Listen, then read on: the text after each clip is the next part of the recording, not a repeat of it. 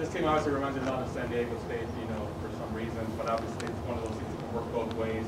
I mean, you and Stanford played San Diego State. How do you feel that factoring in the preparation? Quite honestly, they're not as similar as what I thought they were going to be. They're just, the similarities are that they're very good at what they do. They play, a fullback, part of the time, and they're big and physical. And, they also, they have big receivers. They're a big team. They're a long team. And they played very well last week. Beat a very good UCLA team, and I'm sure that, it gave them some momentum after the San Diego State game and the USC game. They're averaging 8 yards a carry, and their top back is 10.8 yards per carry. What makes them so impacting with the run game? I think great running backs have great vision, and he presses the hole. He's a lot like a smaller version of the Penny Kid. Presses the hole and he slides. Keeps a very good base, and he's probably the fastest back we played. I mean, when he breaks, he broke a 75-yarder against USC, I think the 9th play of the game. There was no catching him. And you just you try to contain him. Try to keep that inside. Make it bounce. One of the things he does, I think in particular, we looked at all his runs, is he's a north-south runner. And for a guy that's not 210 pounds, the guy last week was a north-south runner. You saw him, when he hit Daz that time. Powerful guy. And this guy's just he's a guy. If you give him a crease, he'll take it home. What about their blocking up front? That's where there's a little bit of similarity. They run a play we call the toss power, and it's a unique play. He takes a slide step and the quarterback reverses, and you think toss sweep, but it's not. It's a north-south play, and they're physical. I know one of the kids, Walker Little, was a kid that we recruited hard when I was at Baylor.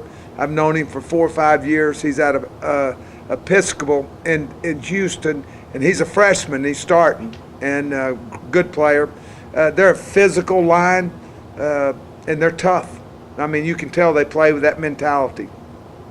Quarterback situation challenging at all? I don't know. I would think under the concussion protocol, he should be able to play. I would think that no contact, during the week, and probably cleared tomorrow or maybe Friday. He took a good lick though. It was a head-to-head lick. Both of them. I thought 3 came in, and Costello played well. And they have a package for 17 also. And so they've sort of played all of them all year. But I think their starter was a guy that knew the checks. A lot of things they do are run checks, and so I'm sure they're more comfortable with him in there. Evan Fields is starting to see some time now in the second team. What have you seen as far as his development? Well, he's talented. Extremely talented. He's a guy that he's what you look for: athletic, smart, trustworthy. Just had that. He had that injury. It's just his camp is going on right now, and I tell you what I love about him. Every day, about 6 o'clock, we're in meetings. He knocks on the door. He wants to learn, and he's a guy that we're going to get ready to play sooner than later. What kind of energy does Tashawn Small bring over on the He's a good player. He's fast twitch. Last week he had that penalty. He beat the center so fast. It was a heck of a move. And he told me, he said, Coach, it was a close call, but I think it was probably roughing. But I think he gives us energy by his actions. He plays fast. We try, and this week we're going to do the same thing. We try to create matchups. Last week it was a good move for us. We moved him around, and we felt like we created some matchups that was good for us. He's a high energy, and he's a good Christian kid. You know, when he tells you something, you can count on it. Just as a follow-up, does that translate to the sideline as well? You know, it's funny you should ask about the sideline. Todd and I were talking. Since our Tech game, our sideline has been maybe one of the best I've been around. You know, your sideline is your energy source, and a lot of times guys that don't play, you know, are distractions, and we've had guys in the game. And the thing I've enjoyed about our kids the last 2 weeks on the sideline, I don't know if you ever noticed how we watch, but I sat in a chair and they sat around me. It's just their discipline and their intention of listening to get better, and Tayshawn's a big leader of that. You've talked a lot about how this is a journey for your secondary with all the young guys that you have. How have you seen them progress in the last couple of weeks, just overall? You know, I thought we made obviously some improvement last week. You know, when you hold a team to 1 out of 11 on third down. And the third down that we gave up was ridiculous. I mean, we should. I told Chad I'm still ready to strangle him. You know, it was. You know, the guy had to throw off his back foot. You know, I have this rule: you don't back up in the end zone. You have to be carried into the end zone by routes. And I can understand. Chad thought the guy, and he was fast. You know, but down there you have to squeeze. It's a quick clock. You know, you got to play fast. And. But I think we made some improvement. You know, we're not where we want to be yet. You know, as I told them today, you know, we got guys that are, you know, everybody said, well, you beat and they were a good team. I thought Oregon coming in, and I think they're going to be good the rest. They have some good playmakers, good quarterback, great running back. But, you know, that was a game that the way we played early, I felt like it never should have been that close. I mean, and we have to get our consistency level up to the 80s, 85s, and we can. I mean, just simple things, you know, and I think we can make some vast improvement with that. Because of the running game, Stanford's passing game really takes a back seat in some cases, at least on the stat sheet. But what do you see from their passing game? You know, I go back to this. They have big, long receivers. You know, and these guys body you up, and sometimes, as we all know, this is a game of matchups, and we're not huge in the secondary, so we've got to do some things to try to create positive matchups. You know, they're unique. I've never played Stanford, and Todd has filled me in, and you know, he's played them, has a history with them, and I mean, it's just amazing to me, and it's a compliment to them that they're able, you know, they with tight ends, 12 personnel. You know, they line up, but you know, I'm used to 5 receivers, 4 receivers, and they're out there with in spread formation in 3rd and 15 with a 6'7", 245-pound tight end, a 6'6", you know, 260-pound tight end, and it's just it's who they are. And but I think that they're efficient. You know, better than efficient. They are guys that you better know where some of those big guys are. You talk a lot about Christian Sam so far this year. Comes back from the injury. It seems like he's made some progression through the week. So that'll be important in this game against Stanford. What do you just see from him now? You know, I hope it's a game that elevates him into. Last week he had 11 tackles, and we have a little ward, a little dog collar. That's those spiked dog collars, and you know, I told Christian, I said, I know Christian and I have a love-hate relationship. I love him, and I think he hates me. But he played very well, and you know, he's a guy that he's got to maintain his focus, and I think he can. You know, I'm grinding him, to say the least. Between myself and Coach Patterson, he might think he has a new name. You know, you challenge him the right way, and I think this can be a big game for him. I really do.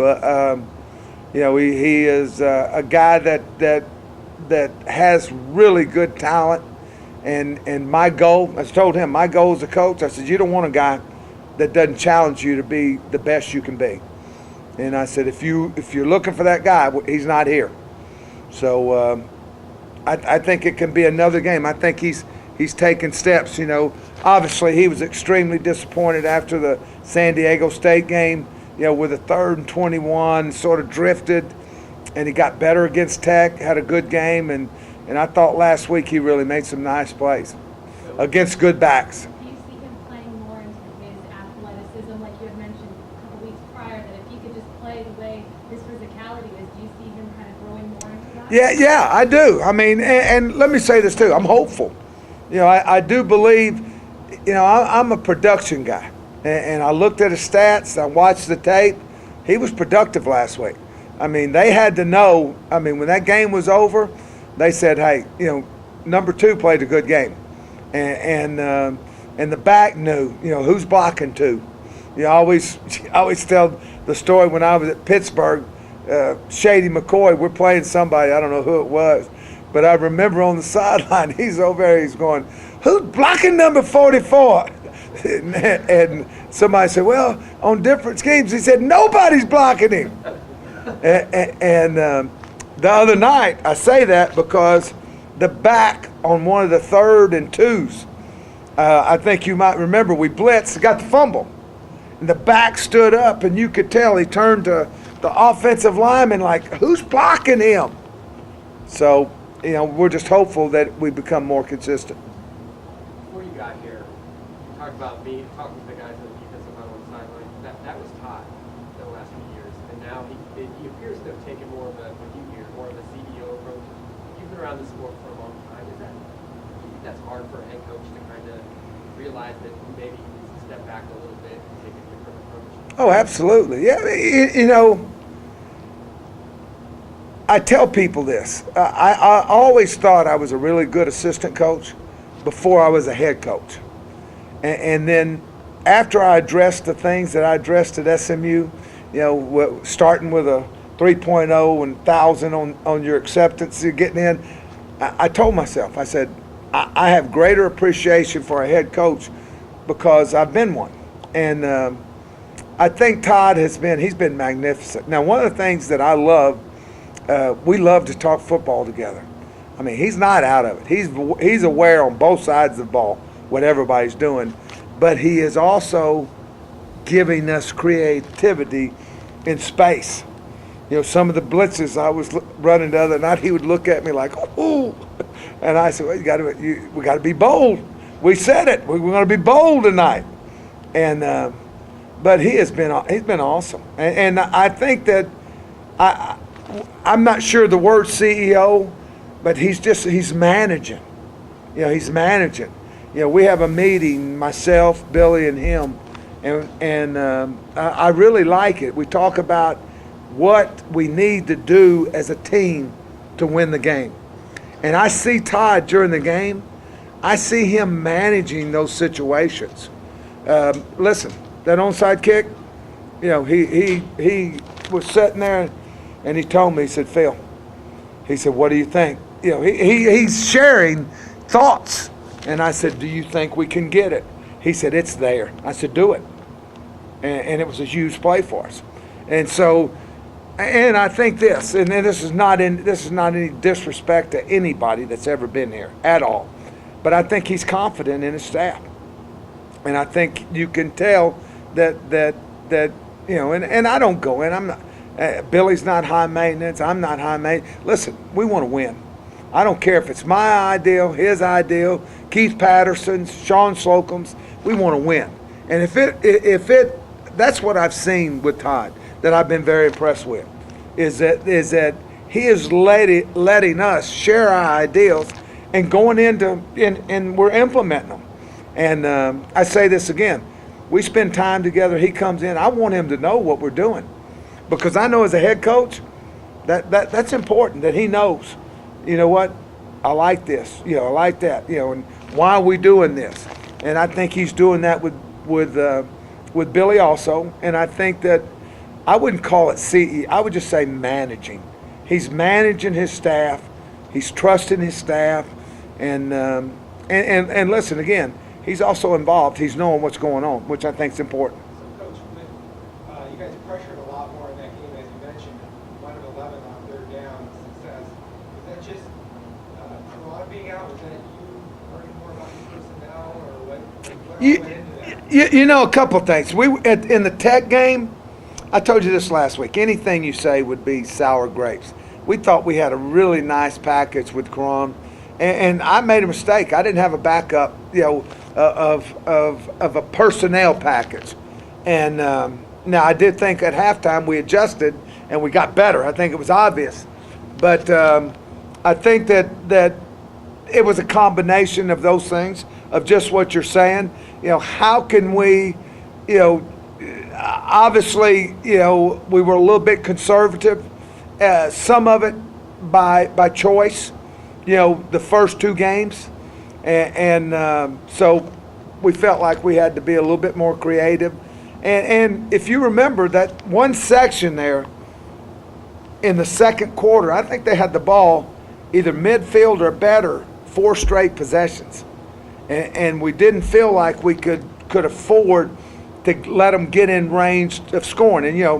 And and that's the thing. And the kids knew it. We told them. I told them. I said, "You get ready. We're and I also say this, I didn't think we were ridiculous either. We were calculated, and we didn't really do, it wasn't a straight, total, a max." Very good. Thanks, Coach. Thank you, guys.